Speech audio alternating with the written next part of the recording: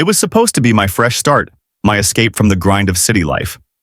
After 15 years of working in tech, I finally had enough saved to buy the perfect piece of land, a 10-acre ranch in Ridgewood Valley, Montana. The property was everything I had dreamed of.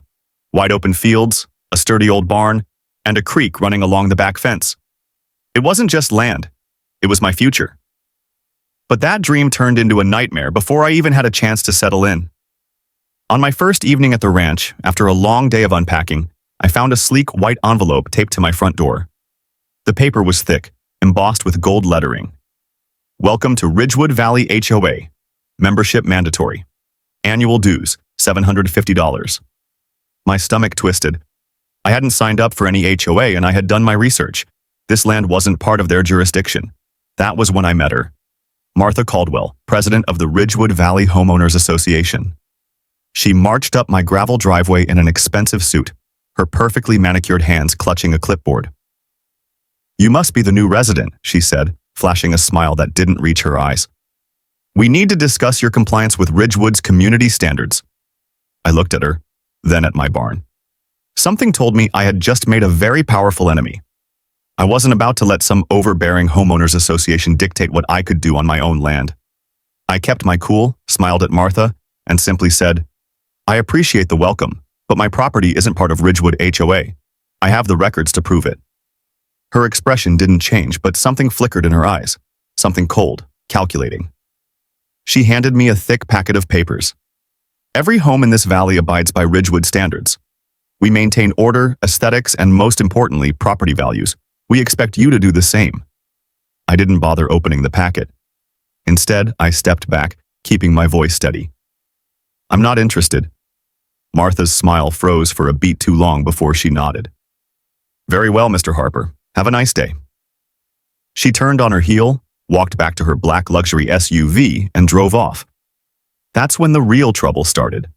The next morning, I woke up to 5 violation notices stuffed into my mailbox, all printed on the same crisp white paper with that golden HOA emblem. My barn, too rustic. My gravel driveway, non-compliant. My truck, unauthorized vehicle. Even my mailbox was apparently an eyesore and needed to be replaced with an approved model. And the fines? $250 per violation per day. At first, I laughed. There was no way they could enforce this on a property that wasn't even part of their HOA. But the laughter died when I saw 3 Ridgewood HOA board members standing at the end of my driveway, taking photos of my land with their smartphones. That's when David Carter, my neighbor from 2 houses down, showed up. He was in his 60s, ex-cop, the kind of guy who had seen it all. He walked up, hands in his pockets, and shook his head. "You pissed off the queen bee," he said, nodding toward the retreating HOA members. "Bad move." "She's got no authority over me," I shot back. David sighed. "Son, that's not how she sees it. Martha's been running this HOA like a damn cartel. She's forced 5 families out in the last 3 years, either through harassment, legal loopholes, or straight-up intimidation. You think you're safe because you have the paperwork? So did they." I clenched my jaw. I wasn't about to be bullied. "I'm not going anywhere." David gave me a long look before nodding. "Then you'd better prepare for war." Over the next week, Ridgewood HOA escalated their attacks. Animal control showed up twice, claiming my horse stable was a health hazard. County inspectors appeared unannounced, questioning whether my barn renovations were up to code. And then, the worst of it, someone slashed the tires on my truck in the middle of the night. I checked my security cameras, but whoever did it knew where the blind spots were. This was no longer about property values. This was personal. And if they thought I was going to roll over and give up, they had no idea who they were messing with. What do you think I should do next? Should I go to the police, fight back legally, or take matters into my own hands? Comment your thoughts below. And if you love a good underdog story, hit that like button and subscribe for the next part. Because trust me, this war is just getting started. Ho horror, Chuck, fight for what's yours. It happened at 3:17 a.m. The acrid scent of smoke tore me from my sleep, and before my mind could fully register, I was already on my feet, running to the window. Flames. Bright orange and angry, they licked the night sky, consuming the wooden beams of my barn. My breath caught in my throat. My horses were inside. I bolted down the stairs, barely pausing to grab the fire extinguisher by the door. The The moment I stepped outside, the heat hit me like a wall, searing my skin. This wasn't an accident. The fire was too big, too fast. Someone had done this. As I sprinted toward the barn, I spotted shadows moving across the road. 4 figures stood just outside the glow of the fire, watching. Not moving, not calling for help, just watching. My gut twisted. One of them stepped forward, just enough for the flames to illuminate her face. Martha Caldwell. Arms crossed, robe tied neatly at the waist, her expression unreadable. But then, just for a second, I saw it. The slightest twitch of a smirk. She was enjoying this. I didn't have time to process the rage bubbling inside me. The horses were screaming. I pushed forward, yanking open the heavy barn doors. Thick black smoke poured out, choking my lungs. Inside, my 2 horses, Scout and Dakota, were trapped, their eyes wide with panic. Coughing, I stumbled in, my fingers fumbling to unhook their stalls. The fire had already spread across the rafters, embers falling like hellish rain. I freed Scout first, slapping his flank to get him moving. He bolted through the open door, but Dakota reared back, refusing to leave. The flames grew hotter, the air nearly unbreathable. No time to think. I yanked my jacket off, threw it over Dakota's head, and pulled with everything I had. He resisted for a moment, then finally lurched forward, following Scout into the night. I staggered out behind him, collapsing to my knees in the dirt. Sirens. Red and blue lights sliced through the darkness as fire trucks roared up my driveway. I turned my head just in time to see Martha and her group silently walking away, disappearing into the night. No words, no concern, no shame. The fire department worked fast, but by the time the flames were out, my barn was reduced to a smoldering skeleton of wood and ash. My security cameras, gone.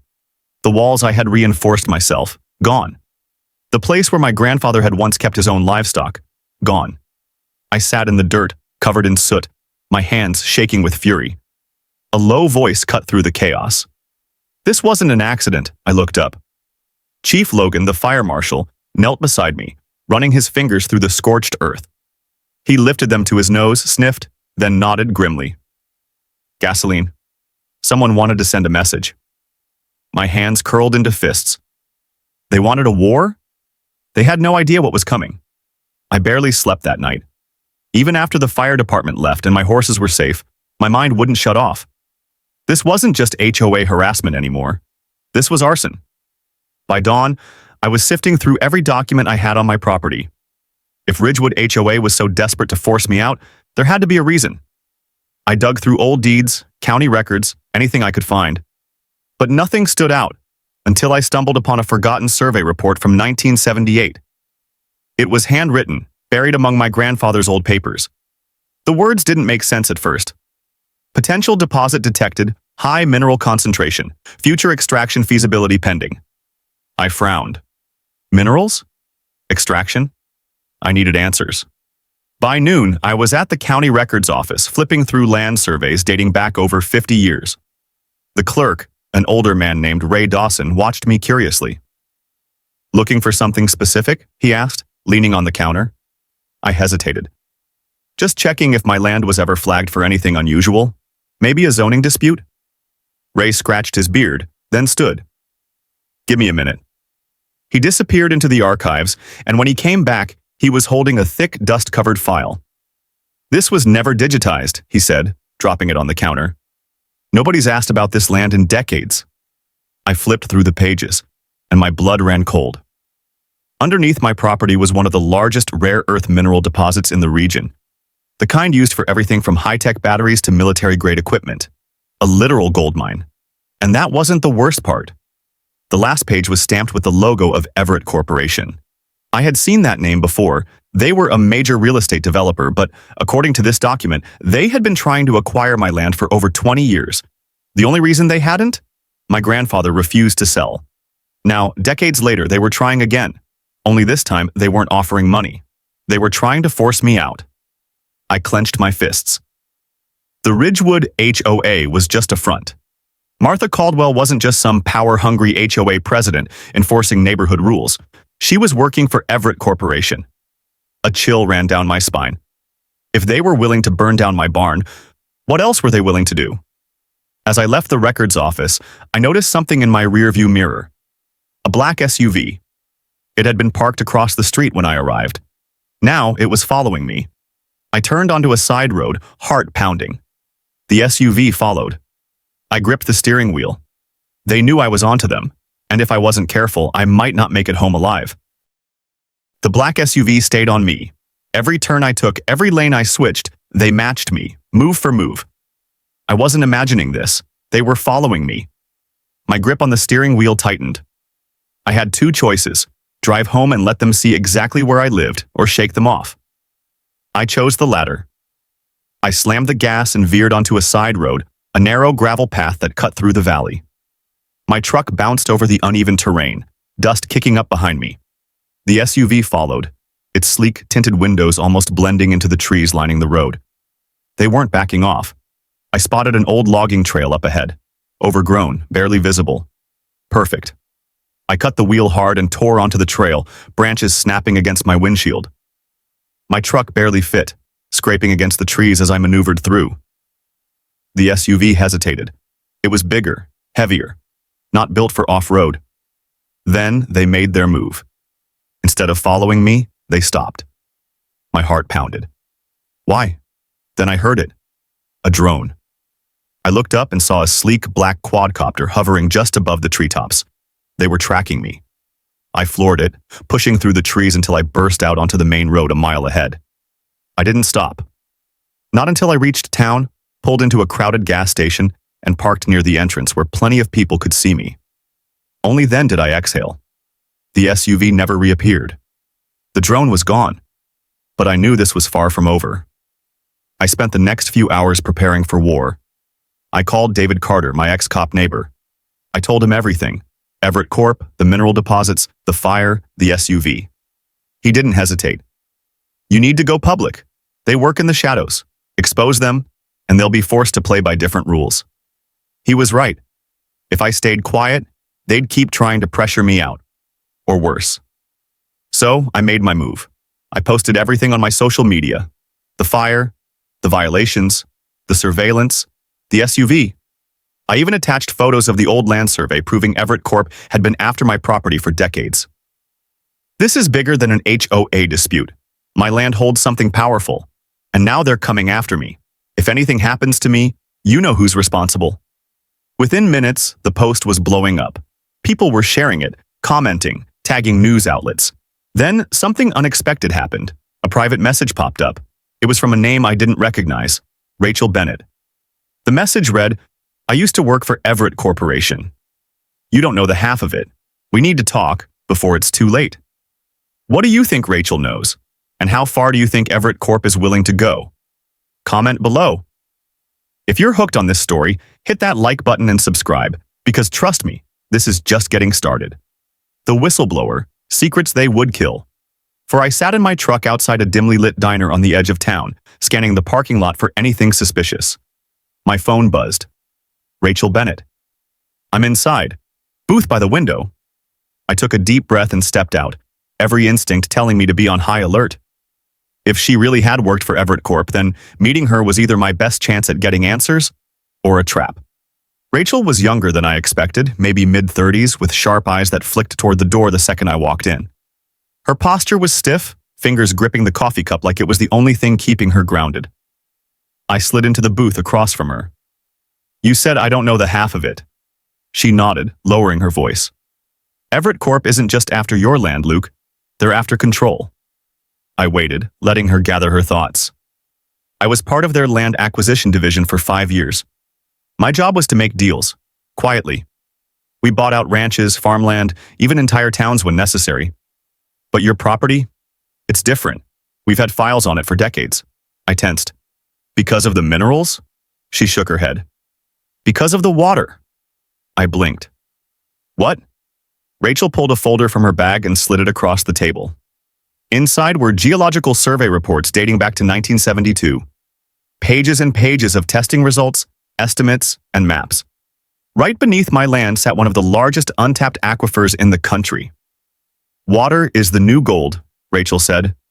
Everett Corp isn't just a development company. They're owned by Aquacore Industries, one of the biggest private water rights holders in America. If they can control your land, They control access to billions of gallons of fresh water. They're already lobbying for laws that let private companies charge cities for water use. If they get your land, they'll own every drop under it. My stomach twisted. This wasn't just about forcing me out. They were planning to privatize water on a national scale. Rachel leaned in. They've already done it in 3 states. People are paying triple for what used to be free. Your property? It's the missing piece. If they get it, they'll have a monopoly over half the region's water supply. I gritted my teeth. And Martha? Ridgewood HOA? Bought and paid for. Everett Corp funnels money through community improvement funds. That's how they control local governments, HOAs, and even law enforcement. Martha is just one of many. I sat back, exhaling. Everything clicked into place. The harassment, the fire, the SUV that followed me. They weren't just trying to scare me. They were trying to erase me. Rachel's voice dropped lower. And there's something else. I think they've killed before. My pulse pounded.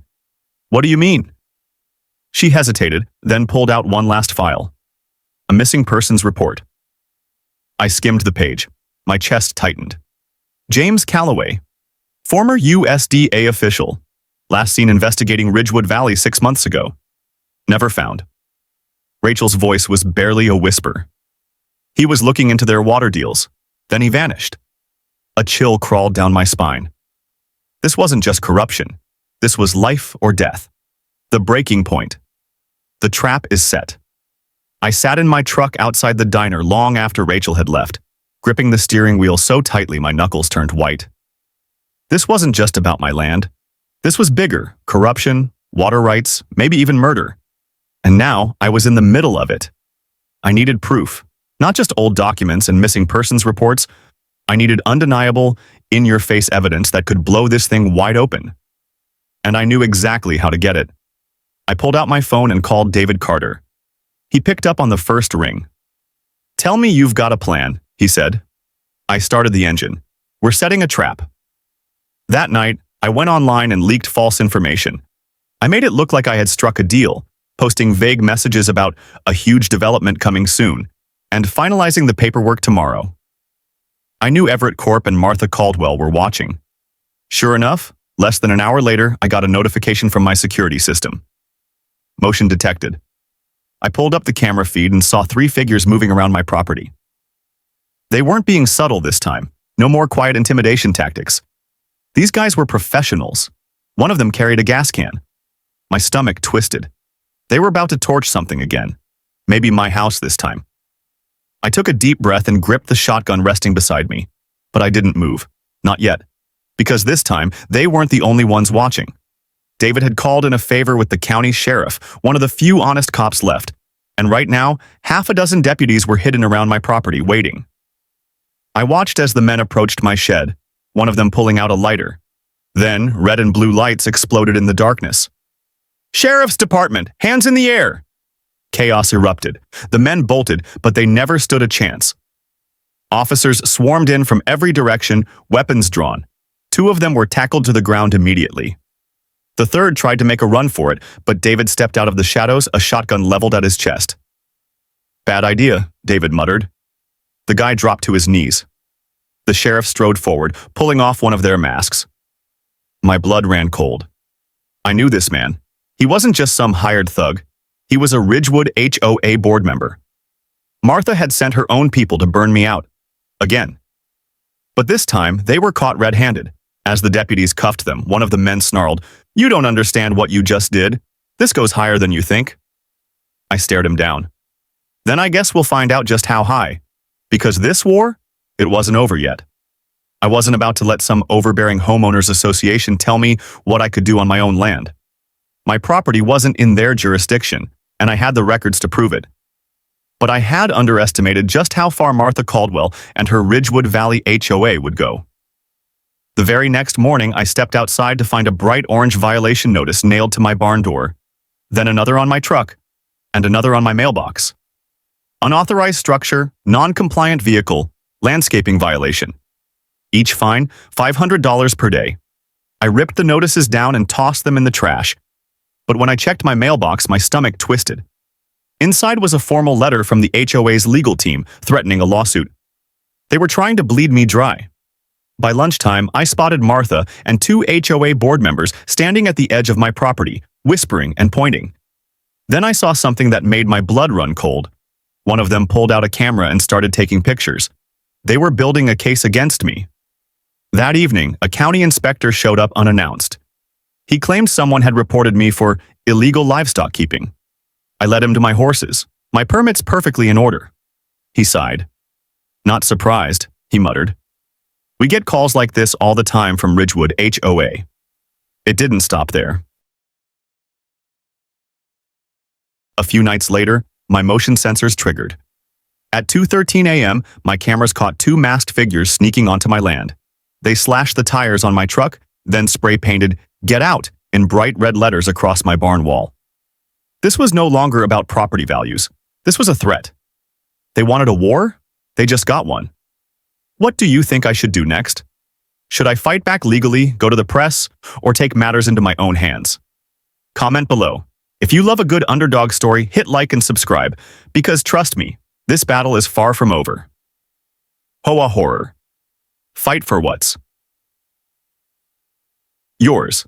The year is 2025, and stories like this are becoming more common than ever. With rising property values and corporations hungry for land, homeowners across America are facing relentless pressure from HOAs and big developers. Think about it. As water shortages increase and resources become more valuable, how long before your backyard becomes someone else's target? What if the land you've worked so hard for suddenly isn't yours to control? This isn't just a story about one man's fight. It's a warning. HOA abuse, corrupt land deals, and powerful corporations will only get worse if no one stands up. Jack Harper's fight isn't just about a farm. It's about the right to live freely on your own land without intimidation. The question is, when it happens in your town, will you be ready to fight back? Jack has 2 choices, run or fight. And we all know he's not running. But the real question is, how should he fight back? Should he expose the corruption to the press, gather community support, or go straight for the legal jugular and take Martha and Everett Corp to court? Comment below with your thoughts. Should Jack go all in, or does he need to be more careful? Every like, share, and comment brings us closer to uncovering the truth.